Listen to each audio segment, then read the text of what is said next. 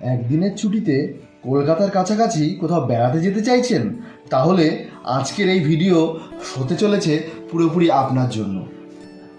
হ্যাঁ, আমরা কলকাতা থেকে একদিনের ছুটিতে চলে গেছিলাম সুন্দরবন ট্যুরের জন্য। আপনারা তো সবাই জানেন কলকাতা থেকে মাত্র ট্রেনে 1 থেকে 1.5 ঘন্টার দূরত্বেই কিন্তু আপনি পৌঁছে যাবেন সুন্দরবন।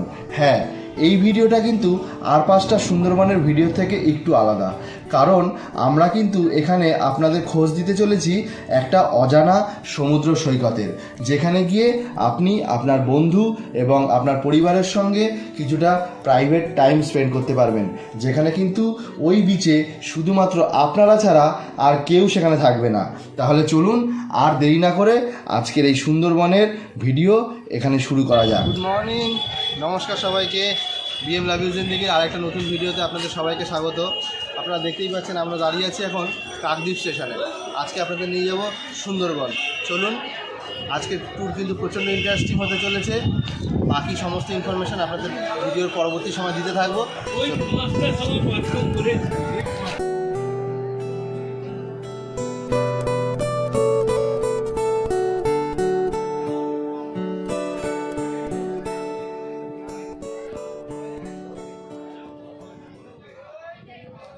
কাকদ্বীপ স্টেশনের বাইরেই আমাদের দাঁড়িয়ে রয়েছে গাড়ি। আমরা এই গাড়ি করে এখন পৌঁছে যাব পাথর ঘাট। সেখান থেকে আমাদের লঞ্চ রেডি রয়েছে, সেখান থেকে আমরা বেরিয়ে যাব নদীতে সুন্দরবনের উদ্দেশ্যে। চলুন, যাত্রাপথে দেখা হবে। আপনারা ইউটিউবে যে সমস্ত সুন্দরবনের ট্যুরের ভিডিওগুলো দেখে থাকেন, সেগুলো কিন্তু যাওয়া হয় সব ক্যানিং থেকে। আমরা কিন্তু যাব আজ নামখানা থেকে। নামখানা থেকে আমরা পৌঁছে যাব জি প্লট, হ্যাঁ, অর্থাৎ সুন্দরবন এবং তথা আমাদের পশ্চিমবঙ্গের কিন্তু শেষ সীমান্ত, একেবারে নিরিবিলি বিচ। নমস্কার, আমরা এখন দাঁড়িয়ে রয়েছি পাথর প্রতিমা ঘাটে। এই যে আমাদের লঞ্চ রেডি হয়ে আছে, আমরা কিন্তু এক্ষুনি বেরিয়ে পড়বো। ইতিমধ্যে অনেক দেরি হয়ে গেছে, এখন ঘড়িতে বাজে 11:15। চলুন আর দেরি না করে বোটে ওঠা যাক। বাকি ডিটেলস আপনাদের বোটে উঠে জানাবো।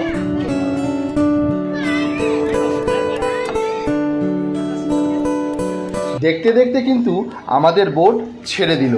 আমরা কিন্তু এবারে ভেসে চলবো দুপাশে ম্যানগ্রোভের মধ্যে দিয়ে বয়ে চলা নদীর ওপর থেকে। সুন্দরবনে বেড়ানোর কিন্তু এ এক অপরূপ অনুভূতি।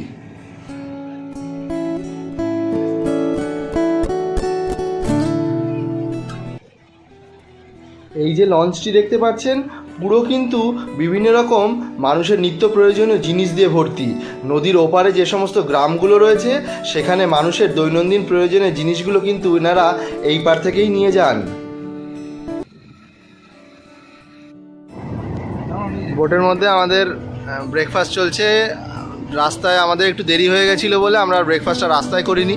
বোটে এরকম সুন্দর অ্যারেঞ্জমেন্ট রয়েছে, তার জন্য আমরা কিনে নিয়ে বোটে চলে এসেছি। এখানে কিন্তু বোটের মধ্যে সবাই বসে গেছে একদম থালা সাজিয়ে। এই দেখতেই পাচ্ছেন সবাই পরপর চলছে। সোমনাথদা, কেমন লাগছে? মুখ নাড়িয়ে একটু কথা বলার চেষ্টা করো। ঘড়ির কাঁটায় এখন 12:30।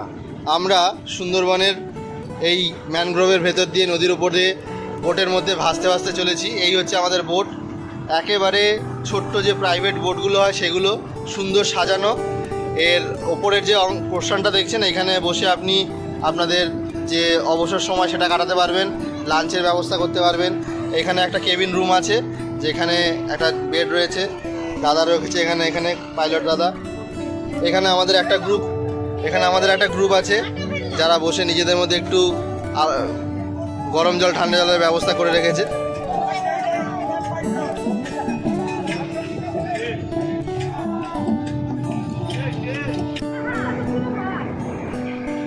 এখন আমরা যাচ্ছি নিচে যে কেবিনের ব্যবস্থা রয়েছে।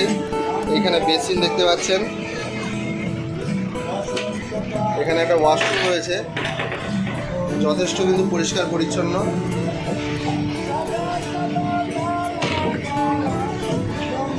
এখানে কতগুলো বেডের অ্যারেঞ্জমেন্ট রয়েছে। আপনারা যদি আপনাদের ফ্যামিলির সঙ্গেও আসেন, সেখানে এসে যদি দুপুরের টাইমে লাঞ্চের পর রেস্ট দিতে চান, তাহলে কিন্তু আপনারা এখানে সেই ব্যবস্থাও পেয়ে যাবেন।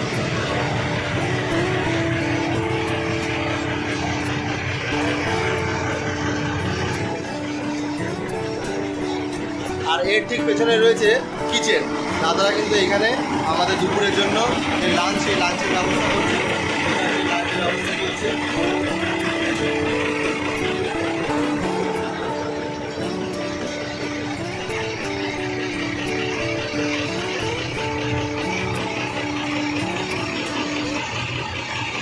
আমরা এখন বোটের এই পাইলট দাদার সঙ্গে রয়েছি। দাদার নামটা বলবেন? আমার নাম উত্তম কুমার দাস। আচ্ছা, উত্তম কুমার দাস। দাদার এই বোটটা কিন্তু দাদারই। দাদার মুখ থেকে একটু শুনে নেব এই সুন্দরবন ট্রিপের ব্যাপারে। আমরা পাথর প্রতিমা থেকে ছাড়ি, ওখান থেকে ছেড়ে আমরা মৃদঙ্গ ভাঙা, সপ্তমুখী নদী হয়ে ছোট রাক্ষসখালী বাঁয়ে জি প্লট হয়ে আবার ঢঞ্চি ফরেস্ট হয়ে আমরা জি প্লট ব্রিজে আসি। ঠাকুরানী নদী বঙ্গোপসাগরের মুখে, বাঁ সাইডে ঠাকুরানী নদী আর বঙ্গোপসাগর।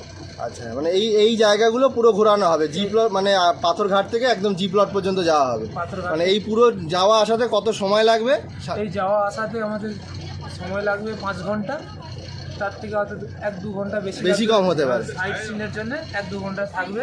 জোয়ার ভাটা হিসাবে তো যাতায়াত করতে হয়। আচ্ছা, আর ওখানে ব্রিজে নামাও যায়, যথেষ্ট মতো বড় চাঁদ আছে। আর বলছি এখানে এই যে বোটের ভাড়া, এই মানে সিজনে বোটের ভাড়া কিরকম থাকে? আমরা 12,000 টাকা করে নিই এই বোটটা, আমরা 12,000। মানে সেটা কি খাওয়া দাওয়া নিয়ে? না, আমরা কোনো কিছু খাওয়া দাওয়া নেই, পার ডে এই লঞ্চটা ভাড়া নেই 12,000। আচ্ছা, মানে খাওয়া দাওয়া ছাড়া 12,000 টাকা আপনাদের, শুধু লঞ্চটার ভাড়া আছে 12,000 টাকা। লঞ্চটার ভাড়া 12,000। ঠিক আছে দাদা, ধন্যবাদ।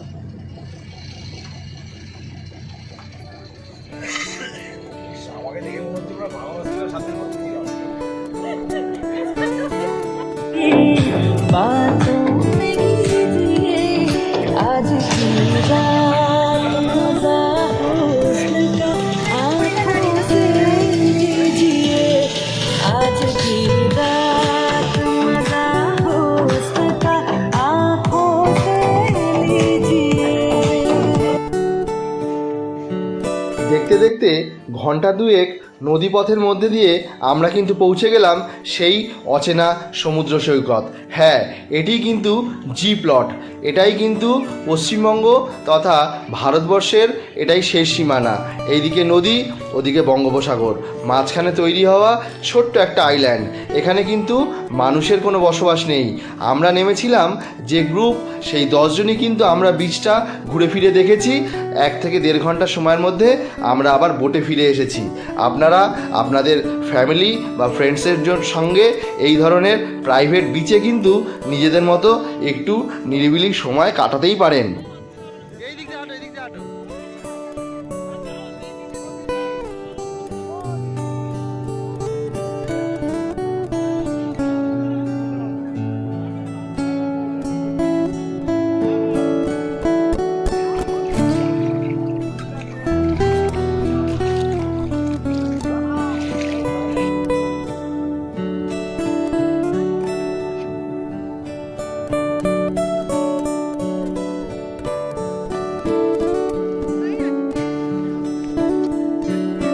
সাদা বালির নরম সমুদ্র সৈকতের ওপরে লাল কাঁকড়া দেখতে দেখতে এবং আপনার প্রিয়জনের সঙ্গে কিছুটা নিরিবিলিতে সময় কাটাতে কাটাতে কোথায় যে 2 ঘন্টা পার হয়ে যাবে আপনি কিন্তু বুঝতেই পারবেন না।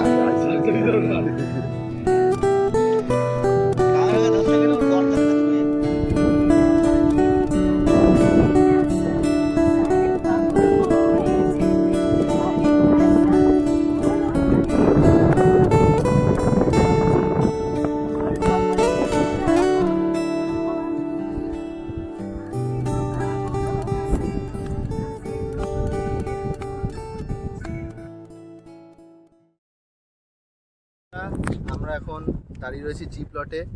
সুন্দরবনের এটাই কিন্তু শেষ আইল্যান্ড। এরপরে কিন্তু একেবারে বঙ্গোপসাগর শুরু। আপনারা দেখতেই পাচ্ছেন আমাদেরকে যে বিচে নামানো হয়েছে একেবারে কিন্তু জনমানবহীন, কোনো মানুষ এখানে থাকে না। আমরাই এই যে 10 জন এসছি বেড়াতে, এই 10 জনই কিন্তু এই বিচে আছি। আমরা পুরো বিচটা ঘুরে এসেছি। 45 মিনিট থেকে 1 ঘন্টা সময় আমরা নিজেদের মধ্যে টাইম স্পেন্ড করলাম। এবার আমাদের বোট দাঁড়িয়ে রয়েছে ওখানে, আমরা আস্তে আস্তে বোটের দিকে উঠবো।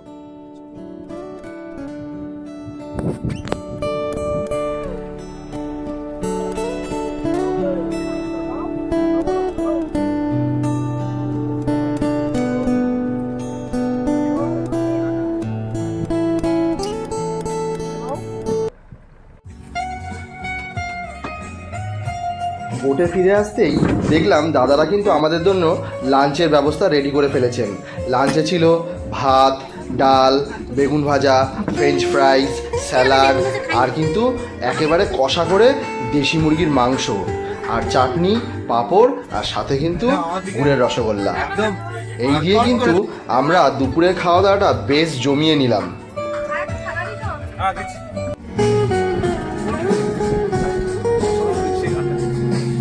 প্রণতি, খাবার কেমন হয়েছে? দারুণ দারুণ।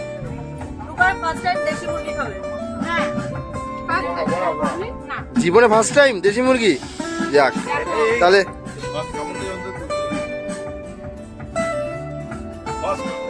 দারুণ হয়েছে, দারুণ খাবার দাবার।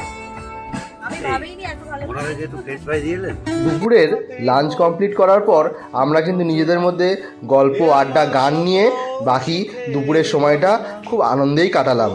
হাতেই হোক রাত্রি রচনা, এ আমার স্বপ্ন সুখের ভাবনা, চেয়েছি পেতে যাকে, চাই না হারাতে তাকে, বৃষ্টি তোমাকে ফিরে চাই না।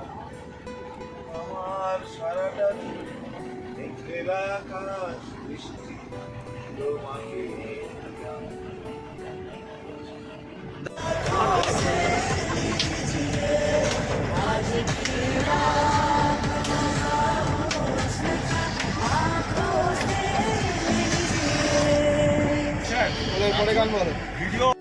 শেষে সন্ধ্যার পরে একটু নাচ আর গান দিয়ে কিন্তু আমরা আজকের সুন্দরবন ট্রিপটা এখানেই শেষ করলাম। এইখানে যদি আপনারা বেড়াতে যান, একটি বিষয় কিন্তু খেয়াল রাখবেন, আপনাদের কিন্তু ফেরার ট্রেন রাত 8টার মধ্যে নামখানা স্টেশনে পৌঁছতেই হবে, কারণ তারপরে কিন্তু আপনি নামখানা থেকে কলকাতাগামী ফেরার আর কোনো ট্রেন কিন্তু পাবেন না, এটা একটু খেয়াল রাখবেন। আর বিএম লাভ ইউ জিন্দেগির এই ভিডিও আজ এই পর্যন্তই। আবার দেখা হবে অন্য কোনো ভিডিওতে। নমস্কার।